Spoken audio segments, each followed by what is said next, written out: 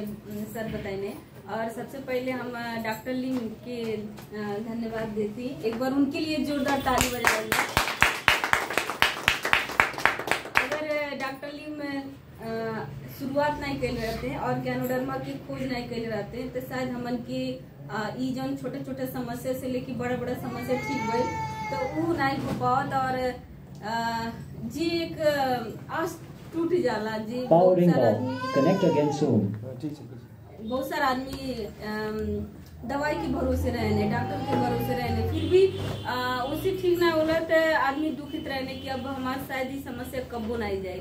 तो वैसे समस्या के भी तोड़े के जवाब भी मन के डिएक्शन के माध्यम से डॉक्टर लीम बनैले तो बहुत ही अच्छा काम कैले बाटे। और उनके सब भगवान के रूप में ही मानाला, काहे कि मानव के ते जिंदा रख ले ही बाटे, साथ साथ में मानव के साथ साथ में जानवर के भी जिंदा कैले बाटे। अब हमन की अगर प्रोडक्ट की बात करल जाए तो फिर से मुर्गिन के बकरीन के समस्या ठीक हो गई बा। और का कहने चाय पत्ती पिला के ठीक हो गई बा। तो आही मसास्तिल भैंस के आंख में मांस रहे, दाना रहे, उ मसास्तिल डालने के बाद ठीक हो गई बात। इंसान के करते बाद जानवर के भी जिंदा रखे के काम कैले बाटे। और डिएक्शन वाकई में जिंदगी बदले के प्लेटफॉर्म हो। आप लोग अगर पहली बार आयल गल बाटी तो एक जानल जा समझल जा, डिएक्शन से बढ़ के और कोनो भी चीज नहीं बा। डिएक्शन में ऐसा बा कि आपके साथ जो चीज चाहल चीज मिल सकला, का चाहे के बा, का पावे के चाहल जाता, चाहत का बा, आपके गोल का बा, लक्ष्य का बा, का लिहल चाल जाता। इंसान जब जन्मे ने और फिर मर जाने ओकरे बीच में जौन यात्रा रहला ओके जीवन यात्रा कहल जाला। जीवन यात्रा में हमन के बहुत सारा आदमी किते खाने और सुत जाने और बाद जिंदगी बितावे ने, घर के काम में भी जिंदगी बिता देने। लेकिन डिएक्शन एक ऐसा मौका देला कि कुछ कर दिखाए। जी मीटिंग में आवला उनकी सपना जगी लगाला, काश हम ई करल चाहती, काश हम ई पावल चाहती, और सपना जगी लगाला तो उस सपना के साकार करे के लिए काम करे लगाला। डिएक्शन से पहले हम एक महिला रही, मतलब लेडीज रही, जब शादी नहीं भले तो हमें ये रहे कि पढ़े के बाद और ओकरे बाद पढ़ले के बाद का करे के बाद नौकरी करे के बाद, काहे कि गरीबी ऐसा चीज हो कि आदमी के कहीं न कहीं से माध्यम अपना एक पड़ी पैसा के। पापा हमार नौकरी करत रहने तो हमू के नौकरी करे के बाद, लेकिन नौकरी करत रहने तो सीमित पैसा रहे। जब पैसा आवे तो खर्च ज्यादा रहे, ओकरे बाद ज्यादा बच्चे, मतलब आप सोचल जा 7 बच्चे और 2 माता पिता तो 9 परिवार, और 9 परिवार में सब कुछ खरीद के खाए के बाद पिए के बाद तो उस समय के जो इनकम रहे वो इनकम से घर नहीं चल पावे। और घर नहीं चल पावे तो एक साइड रहे, जितना परिवार ने सब परिवार में रोग समस्या, बीमार, हर आदमी बीमार पड़ते जात रहने।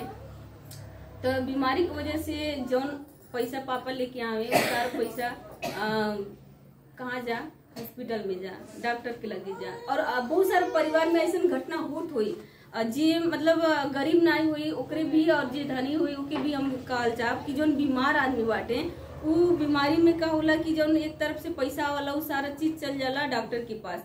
अब बीच में आपके खाए के बाद, पिए के बाद, पहिरे के बाद बा नहीं बा ई माने ना रखला, लेकिन का होला पैसा डॉक्टर, पैसा डॉक्टर ई होत रहे हमारे परिवार में। जी ज्यादा सीरियस रहे ओके हॉस्पिटल लेके जाए पड़े, जी कम सीरियस रहे मतलब ओके ठीक ठाक चले के बाद जबरदस्ती ओके रखल जाए। जैसे कि अब मुड़ पिराता, बुखार भइल बा या फिर कुछ दर्द होता तो ओके हॉस्पिटल ना लेके जाए, काहे कि ओके हॉस्पिटल लेके जाए तो जी ज्यादा सीरियस बा ओके ज्यादा पैसा लगी। मतलब ये हमन के घर में 7 बच्चे रहने तो चलत रहे, और हमें भी दिक्कत रहे, हमें महीनवारी की दिक्कत रहे, फिर चेहरे पे पिंपल्स की समस्या रहे, ज्यादा दाना हो जाता रहे, बहनी की, हमारी बहनी छोटकी बहनी के लीवर की समस्या रहे, पेट के आंत में इतना ज्यादा दिक्कत हो गए कि उल्टी करे, और उल्टी करते करते खून भी निकले लगे। और हमारे छोट भाई के जॉन्डिस की समस्या रहे, जॉन्डिस ऐसा समस्या रहे कि वो एकदम सूखा की हड्डी बना दिले रहे, और एक समय ऐसा रहे कि खाली सांस चलत रहे, मतलब अब प्राण निकलल की इंतजार में रहे।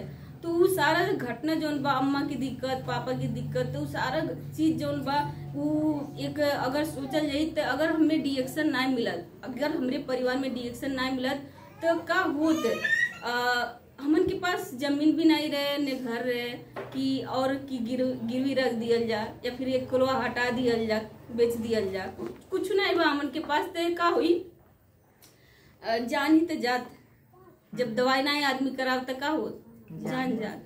तो जान बचाए के काम कैलस कि नहीं, डिएक्शन कैलस। एक बार फिर से डिएक्शन के लिए जोरदार ताली। डिएक्शन इस पर ना भाई के जब खियली तो वो शरीर में हरा भरा लियलस, जॉन्डिस के जो समस्या रहे वो जड़ से खत्म कर दिलस। आज तक दोबारा जॉन्डिस की समस्या ना है। जो बहनी के लीवर के समस्या रहे, वो लीवर के समस्या में ई चाय पत्ती और इस पर दोनों खियावल गई तो वो लीवर की जो खून उल्टी आवत रहे उस समस्या हटा देलस। और हमार जो समस्या रहे हम ये यूज कैली, ओकर बाद साबुन यूज कैली। अभी तो फिलहाल सब कुछ यूज करीला, कोनो ऐसा प्रोडक्ट ना बा कि मतलब हमने यूज कैले हो, तो हर चीज यूज कैली। तो डिएक्शन में हमरे जिंदगी में बहुत ही खुशी मिली। अगर क्यों डिएक्शन के बारे में अब शब्द बोला तो हमें दुखी महसूस होला, काहे कि जी नया आदमी बा कितना मालूम बा, लेकिन हमें तो डिएक्शन हमें एक जिंदगी देलस, एक बदलाव देलस। गरीबी से आज अमीरी की तरफ ले जाता, कहीं गरीबी के तरफ से हटली, काहे कि ई डिएक्शन में जब अली तब हम जनली कि वास्तव में जिंदगी होगा और आप लोग की भी जिंदगी में हो। तो बहुत सारा आदमी का होने भी नहीं उठे ने, नहाने धोने खाना बनावे ने, ओकरे बाद खाना बना के जो दिन भर के काम रहा फिर वो खत्म करके संजा खाइए पिए सूझ जाइए, कौन लक्ष्य नहीं रहा, कौन गोल नहीं रहा।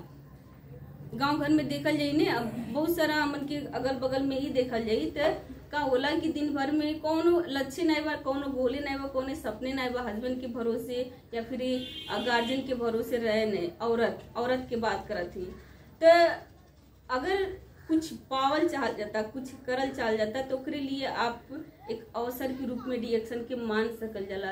एक इतना अच्छा अवसर लेके आयल बा डिएक्शन कि आपके सुंदरता भी बढ़ाए के काम करला, आपके स्वास्थ्य भी बहुत अच्छा बनाए के काम करला, बीमारी से हटाए के काम करला और आप गरीबी के रास्ता से हटा के अमीरी के रास्ता बनाए के काम करला और आपकी हैप्पीनेस मतलब खुशहाली भी देवे के काम करला। तो का चाहिए आपकी, और देश विदेश की यात्रा भी कराए के काम करला। अभी हमन के अशोक सर दुबई के लिए क्वालिफाई वेला ने, मुन्नर गैला ने, बहुत सारा लीडर के आप लोग देखल गए विदेश जाके आवत बाटे, ठीक बा, फ्री में, एक भी पैसा नहीं लगल। तो वो जेके जौन सपना वो सारा सपना पूरा करे के काम करला। वैसे कहल जाला कि डिएक्शन जिंदगी बदले के काम करला, ठीक बा। आज हम रहली और हमरे साथे हस्बैंड बाटे, तो हम हस्बैंड के नहीं जानत रहली कि का समस्या बा का नहीं बा, लेकिन आज वो डिएक्शन के प्रति इतना विश्वास करे लगल बाटे कि हमें नहीं बताए पड़ा, वो खुद बताए लगे ने, खुद खाए लगे ने। अगर कुछ हो जाए, अचानक कौन चीज हो जाए तो वो काका मिला के काका दे दिए बस ठीक हो जाए। मतलब जौन चीज हमें जानकारी नहीं बा वो चीज ऐसी मिला उला के ओकर बाद दे दिए, ओकर बाद पी लिए, मुँह दे दिए, खिया दिए ठीक हो जाए।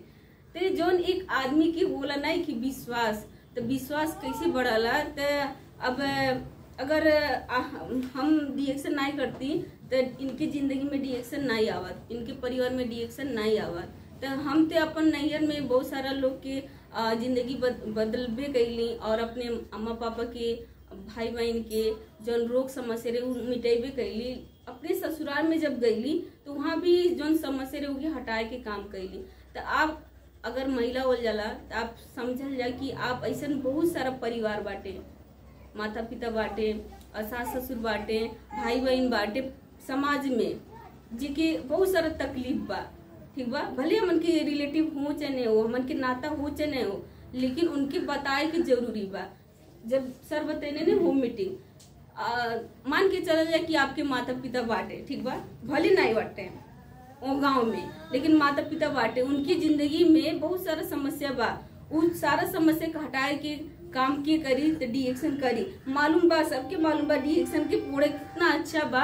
अगर चाय पन्ना खाई जाए तो कभी भी खून के कमी होए ना दे, गैस्ट्रिक के समस्या होए ना दे। बहुत सारा आदमी उनके चाय पन्ना खैले के बाद ही छोटे छोटे समस्या लेके बड़ा बड़ा समस्या ठीक हो जाला। तो होम मीटिंग हमन के करल जरूरी बा, 1 to 1 भी मीटिंग करे के जरूरी बा। अगर हम आज बात करी तो 8 साल पहले अकेले चलत रही, आज हमारे पास 6000 के टीम बा।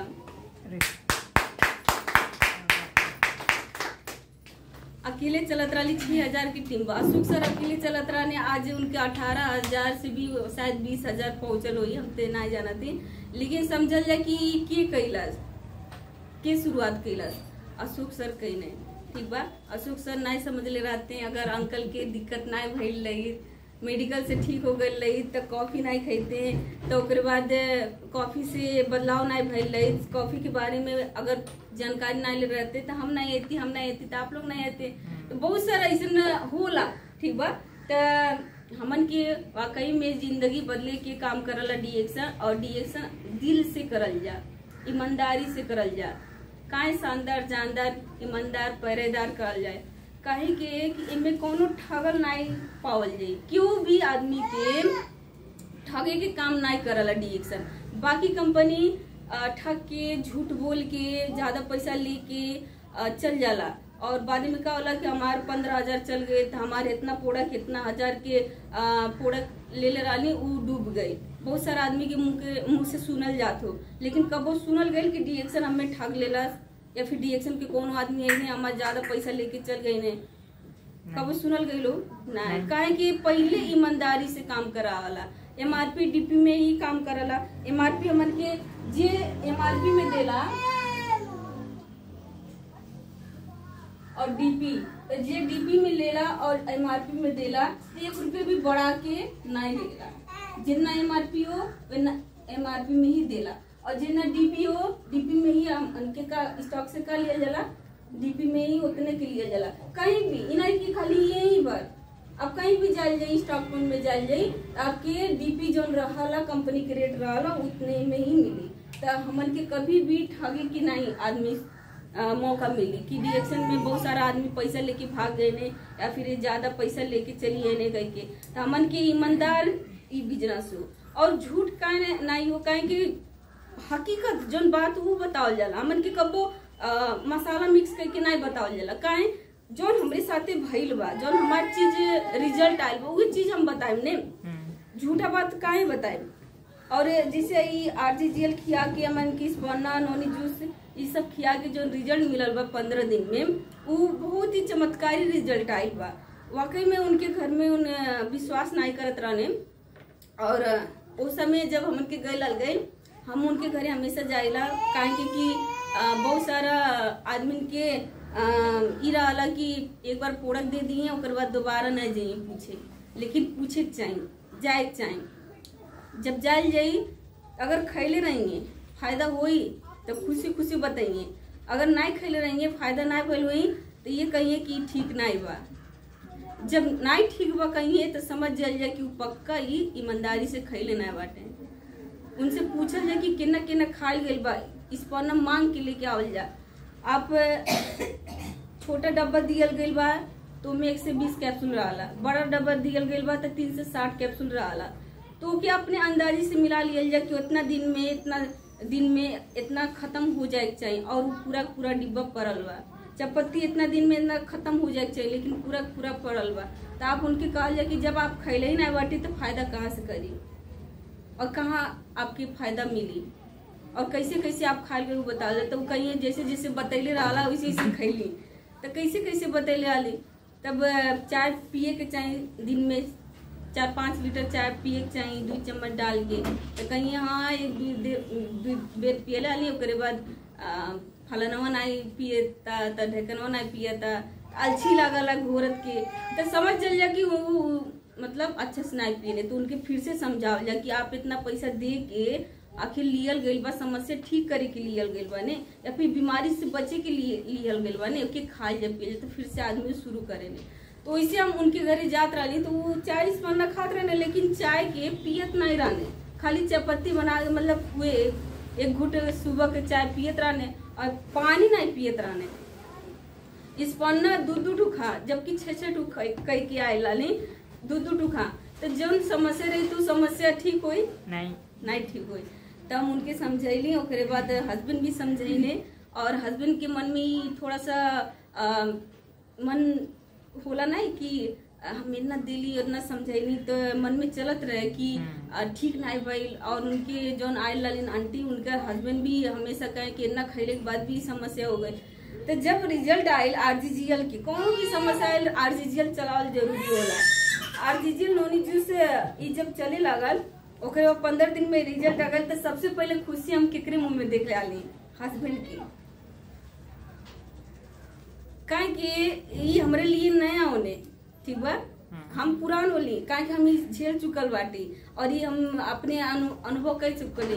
लेकिन हस्बैंड के लिए नया रहे और तत्काल में रहे रिजल्ट। तो जब गए थी कुछ नहीं देखने, खाली उनके गटाइये देखने और वो खुशियाँ ला, और हम गटाई नहीं देखा थी, हम इनके देखा थी, ठीक बा, कि मतलब आदमी के होला नहीं कि हम इतना चीज देनी। और ओकरे बाद वो दिन मतलब कलिया जौन दिन बीतल, इतना हंसी खुशी से आदमी बात कहने, सम्मान कहने। तो सबसे बड़ा खुशी होला कि परिवार पूरा भरोसा से डिएक्शन करत बाटे। और लखनऊ गए ने, लखनऊ के बाद तो और विश्वास बढ़ गई, काहे कि जब हम शुरू में स्टार जन के पिन लिए गए लाली, तो इतना बड़ा स्टेज देख के मन में तो इतना ऐसा हो गई कि डिएक्शन इतना बड़ा बा। आप लोग गए लोग तो देखल गए लोग कि इतना बड़ा बा डिएक्शन, हमन के छोटा छोटा मीटिंग लिया जाला नहीं। वो गए के बाद जब डीजे चले लगा, मनोरंजन होए लगा, बड़े बड़े आदमी से मिले के मौका भइल, तो ओकर खुशी बहुत अच्छा खुशी होला। वैसे क्योंकि भी जब बड़ा मीटिंग लगे तो लेके जाए के चाहिए, और अगली बार जाए के बाद तो पिन ले के बाद बड़ा पिन, ठीक बा। तो हस्बैंड के वो खुशी देख ली, तो इससे बड़ा खुशी का होला, बहुत बड़ा खुशी देला डिएक्शन परिवार में। और छोटा छोटा चीज हम सारा चीज डिएक्शन से ही लेला। अभी हम बात करी थे, अभी हम उनके गोल्ड लिए गए, अभी 1 महीना भी नहीं होता, ठीक बा, 1 महीना नहीं होता। मतलब हम गोल्ड ले ली, नाक में ले ली, नथिया ले ली। और अभी अभी जो शुक्रवार गई ले, वो दिन हमन के लियल गई चैन लियल गई हस्बैंड के लिए, ठीक बा। तो वो सारा खुशी के दिलस डिएक्शन दिलस, ठीक बा। बहुत सारा आदमी सोच के रहे न कि हम छोटा सा कान में के ले ली, सोचे ने कि पैसा रहता हम छोटा सा कान में के ले लेते। लेकिन डिएक्शन की वजह से आज हमन के घर में एक कुल खुशहाली आवता, लिहल जाता, पावल जाता। तो ई माध्यम सबके लिए बा, ई सबके मौका देता डिएक्शन, ठीक बा। हमन के का वाला सपना रखे के चाहिए, सपना हमन के जौन सपना बा ओके साकार करे के लिए आगे चले के बा। आगे चले खातिर हमन के सामने ई चीज हो, ई हथियार हो, ठीक बा। ई हथियार के लेके चले के बा, बात करे के बा, नया नया आदमी से ही बात करे के बा, चाहे जान पहचान हो चाहे नहीं हो। क्यों के भी समस्या देखल जा तो बता दिया जा, शर्म नहीं करे के बा। डिएक्शन करे के बाद तो अपने अंदर डर और शर्म के हटाए के बा। अगर हम डर और शर्म के नहीं हटेले रहती तो शादी से पहले हम अकेले चलत रही, तो अकेले चलत रही तो डर रहत कि काश हम अकेले बाटी और हम लड़की होली, तो कहीं डर हो जा, कहीं मतलब कोनो घटना हो जा, तो डिएक्शन कर पाती नहीं कर पाती। तो वैसे आज तो हमारे साथ हस्बैंड बाटे, अब कौन डर, अब कोनो डर नहीं बा। अब निडर होके दोनों जानी अब निडर होके काम की और आगे से बढ़ा के हमन के चलन जाता। और सबसे ज्यादा खुशी की बात ही बा कि जब आवल जाला मीटिंग में, अपने ही बाइक से आवल जाला, और अपने जब बाइक से आवल जाला तो जितना कदम जाल जाला तो उतना कदम में डिएक्शन के पैसा, डिएक्शन के पसीना के पैसा जब नजर आवला कि गांव में गई लाली, उस समय एक एक आदमी के बतावत रही तो नहीं मानत रहने। आज विदेश के भी आदमी डिएक्शन में ज्वाइन करके और डिएक्शन कई के स्टार एजेंट भइल बाटे, विदेश में भी, सऊदी में, कतार में, दुबई में स्टार एजेंट भइल बाटे। और वहाँ से पॉइंट आयल तो हम बाइक ले ली, ठीक बा। तो बहुत सारा आदमी बाटे विदेश में भी जुड़ल बाटे, और यहाँ इंडिया नेपाल में तो जुड़ते बाटे बहुत सारा। अभी तो लक्ष्मी मैडम लखनऊ जाके, लखनऊ में भी टीम बढ़त बा, हमरो एक लाइन और वहाँ पे बढ़त बा। तो बहुत सारा जगह पे डिएक्शन फैलत जात बा। आप लोग जितना चाहल जाता उतना फैला लियल जा, काहे कि सरकार ने कि धान चाहे गेहूं, जितना हो सके छाड़ल जरूरी बा। जो का पता कौन आदमी क्राउन एम्बेसडर निकले। तो हमन के ज्यादा से ज्यादा धान के छाड़ल जरूरी बा। आ धान की हो आप होल जाला, एक एक आदमी होल जाला, इन्हीं सोचल जा कि ऊ पढ़ल लिखल बा कि नहीं बा, ओके अंदर से नहीं देखल जा, बस ओके समझा दिया जा, डिएक्शन के बारे में बता दिया जाए, मीटिंग में बता दिया जाए, फॉलो अप करल जा। एक आदमी के पकड़ल जाए तो बार बार के फोन कई के बातचीत कई के सुबह शाम कई के कि का कईला आज, कहाँ गईला, कैसे मिलला। अगर वो नहीं मिला तो के सपना दिखावल जा कि देखा फलाना आदमी ये चीज ले लेने, मोबाइल नहीं बा तो मोबाइल के सपना दिखावल जा। सबसे पहले का होला सपना मोबाइल आजकल बहुत जरूरी बा। और जेकरे हाथे में मोबाइल बा वो घरे बैठल बैठल का से का देख लेता, देखा था कि नहीं, मीटिंग देख लेता, ओकरे बाद बहुत सारा सबके जानकारी ले लेता बा। तो हमन के मीटिंग लियल जरूरी बा, तो मोबाइल बहुत जरूरी बा। तो मोबाइल लिए खातिर आपके कितना हजार के लिए वो फिक्स करे के चाहिए कि हमें इतना हजार के मोबाइल क्वालिटी वाला मोबाइल है, हैंग नहीं करे। बहुत सारा आदमी जब पीबी रिपोर्ट चेक करे के होला तो हैंग करे लगला। तो मोबाइल के सपना दिखावल जा, पहला सपना मोबाइल के, क्यों भी छोटा से छोटा आदमी होने पहला सपना मोबाइल के ही दिखावल जा कि फलाना मैडम आप काम करल जा, मोबाइल लिए के बाद और तेजी से काम करल जा, जल्दी से जल्दी मोबाइल आवे के। तो ये हथियार हो, ये हथियार के मन के कब्बो नहीं भुलाए के हो। सबके घर में चाय, पेस्ट और साबुन इस्तेमाल होबे करला, बस ये 3 चीज बदले बा। और साथ में स्पर्ना काहे बदले बा, काहे के हर घर में का होला कि पोषक तत्व गायब हो जात बा, जंक फूड की ज्यादा मात्रा बढ़त जात बा। और पोषक तत्व काहे गायब होता है तो हमन के पोल्यूशन की वजह से, जौन हमन के वातावरण बा, हवा पानी खाना, उ सारा चीज में दूषित हो जात बा, पोल्यूशन बढ़त जात बा, विषादी बढ़त जात बा, ओकरे वजह से बहुत सारा समस्या आवत बा। हमन की स्पर्ना शरीर में खून बढ़ाए के काम करी, बाकी एनर्जी रखे के काम करी। हमन के लखनऊ गए कहीं खाना नहीं खाई गए, ये स्पर्ना ये चीज हमन के खा पी के गए, ठीक बा। बाकी आदमी खाना खाए गए नहीं, लेकिन हम नहीं गए ने, हमारे हस्बैंड गए एक जने और रहलिन तो नहीं गए। तो का कहने पावर रखला समन के कोकोजी कड़ी से, जब भूख लगे तब कड़ी से स्पर्ना सीरियल वो छड़क के लिए का होल कि आपके भूख लगता तो ओकरे बाद खा ली जाए, जैसे लगल कि पेट भरी गई, ठीक बा। तो वो हिसाब से आप फिर जाए जाता तो आपने लगे रखल जा, स्पर्ना सीरियल रखल जा। अगर पानी नहीं बा तो डायरेक्ट चबा चबा के खा सकल जाला, ओके खा ले तो आपके शरीर में अन्न के मतलब उनमें गेहूं रहला, वो आपके शरीर में जाए तो अन्न के काम करी, एनर्जी रखी, आपके शरीर में बहुत ज्यादा एनर्जी रखी। बाकी बोतल हमन के चाय की बोतल रख जरूरी बा, चाय खुला में रखल जरूरी बा, पेस्ट खुला में रखल जरूरी बा, साबुन खुला में रखल जरूरी बा। जब होम मीटिंग करे जाई तो आपकी खाली प्रोडक्ट लेके नहीं जाए बा, आपके खुला में भी डेमो करे खातिर प्रोडक्ट रखे की जरूरी बा। पेस्ट हमने बेगे बा, वो पेस्ट के क्यों के भी जब होम मीटिंग करल जाई तो बातचीत करल जाई तो पेस्ट मुंह में दे दिया जाई तो रखिए तो खुद समस्या मालूम चली, जेकर झंझनाहट बा, ठंडा गरम लगता, दर्द कराता, खुद जब मुंह में रखिए तो मालूम चली। साबुन लगाए के मन के श्याम सुंदर सर बाटे, वो जेंट्स हो के जेंट्स के मुंह में साबुन लगावे ने बतावल जा। हमन के लेडीज हो के लेडीज के मुंह में नहीं लगा सकल जाला, लगा सकल जाला, लेकिन अगर नहीं क्यों लगावल चाहता तो हाथ में लगा के दिखा दिया जा।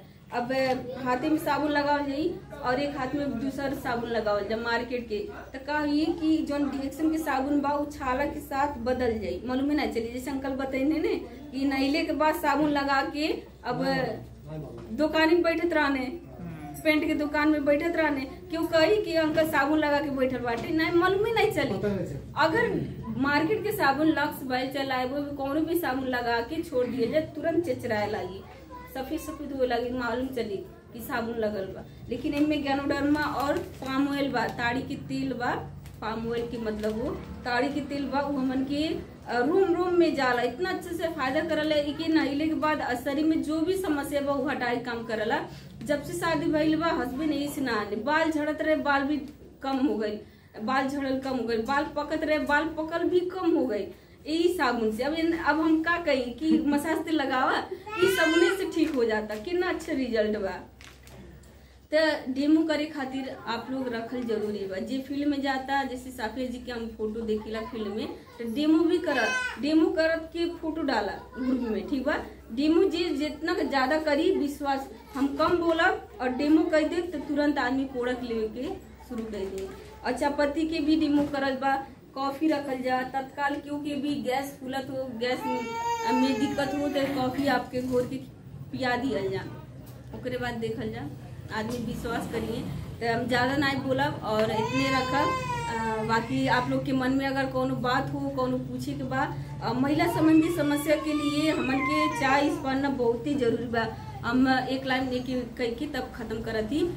महीनावारी गड़बड़ी में जेके महीनावारी गड़बड़ी बा, आजकल हर महिला की समस्या दिखता। सेतु पानी की समस्या, सफेद पानी की समस्या, लिकोरिया जेके कहल जाला, ओके समस्या में उस समस्या में हमन की चाय स्पन्न दियल जरूरी बा। बहुत सारा लेडीज की समस्या होता, लेकिन छिपावे ने, बतावे ना, ओकरे वजह से बच्चेदानी में समस्या होता। बच्चेदानी में पानी जम जाता, बच्चेदानी में सूजन हो जाता, बच्चेदानी में दिक्कत हो जाता, घाव हो जाता। ओके चाय स्पन्न दियल जरूरी बा महिला के। और महिला के चाय स्पन्न एकदम खाए के जरूरी बा, काहे कि हर महीना महीनावारी आवला और महीनावारी होत के खराब खून जाला, तो नया खून बनाए के लिए मन की स्पन्न बहुत मदद कराला। और जब महीनावारी होला तो बहुत सारा लेडीज के तलो पेट पिराला, मतलब पेट पिराला, तो उस समय में चाय स्पन्न जी के खियावल जाई, ओके तलो पेट जो पिराता वो ठीक हो जाला। तो भक्खर की जो लेडीज बाटिन, लड़किन बाटिन, उन्हन पचन के ज्यादा तलो पेट पिराला, तो उन्हन पचन की चाय स्पन्न दियल जा तो उस समस्या में बहुत अच्छा काम करी। गर्भवती महिला के दियल जरूरी बा। गर्भवती महिला का दियल जरूरी बा कि बच्चे जो गर्भ में बा उके भी पोषक तत्व मिले। स्पन्न में इतना अच्छा विटामिन बा, vitamin B12, vitamin A, B, C तो बटले बा, हर चीज विटामिन बा कि अच्छा से आप पढ़ सकल जाला। नेट में सर्च करके एकर किताब भी आवला, पंपलेट भी आवला, स्पन्न खाली के बुक भी आवला स्पन्न की, एकरे बारे में अच्छा से पढ़ के उनके बतावल जाए, ठीक बा। तो इतने हम कहब। बाकी कार्यक्रम के क्लोज करे खातिर हम अजय सर बाटे, तो अजय सर के बुलाए एक बार। अजय